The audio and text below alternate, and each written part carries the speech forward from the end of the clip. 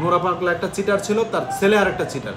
আপনি একটা জিনিস খেয়াল করে দেখবেন, নোরা পাগলার ছেলে এবং নোরা পাগলা দুইজনে যোগ সাদস্যে বাপ ছেলে একটা ভিন্ন পরিকল্পনায় আগাচ্ছে।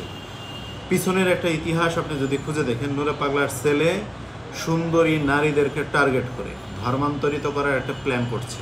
এবার প্রশ্ন আমাকে করতে পারেন, কি ধর্মান্তরিত করার চেষ্টা করছে?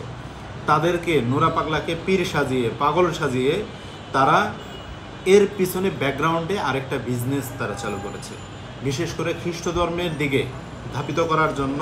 এখানে যে সকল সুন্দরী নারীরা আছে তাদেরকে ব্যবহার করে বিভিন্ন যুবকদেরকে, বিভিন্ন পুরুষদেরকে এক প্রকার তারা এখানে হিপ্নোটাইজ বলা যায়, কিংবা ধরেন ফাঁদে ফেলে এই টাইপের করে নোরা পাগলার ছেলে ঢাকায় বসে এই কলকাঠি নেড়ে, তো এই নোরা পাগলা তাকে সামনে রেখে তার ছেলে এই কর্মকাণ্ডগুলো করে যাচ্ছে। ইতিমধ্যেই প্রায় 300-র উপরে ধর্মান্তরিত করেছে, খ্রিস্ট ধর্মেতে ট্রান্সফার করেছে মুসলিম ধর্ম থেকে। এক অপশন। 2, বাংলাদেশে শুধু না, সারা বিশ্বের মুসলিম জানে যে মুসলিমদের কাবা শরীফ একটা, সে দ্বিতীয় কাবা শরীফ নির্মাণ করছে এবং তার ভিতরে তার কবরস্থ, এবং মানুষ ওই কাবাকে তোয়াফ করবে, তার মানে তাকে তোয়াফ করবে।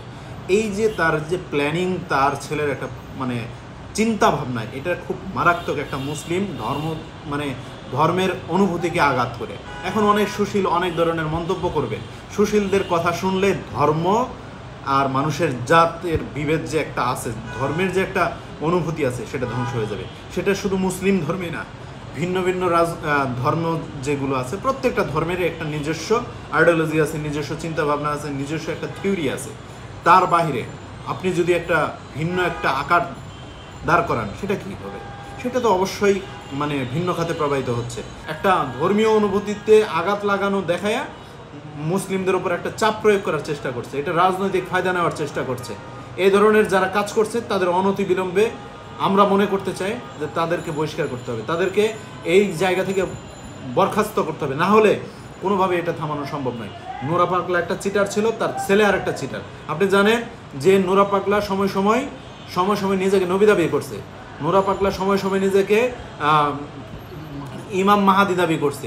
এই নোরা পাগলা এইভাবে মানুষের ধর্মীয় অনুভূতিতে আঘাত করছে। আমরা রাজনীতি করি বিদায় কি আমরা ধর্মীয় অনুভূতিতে আঘাত করতে পারি?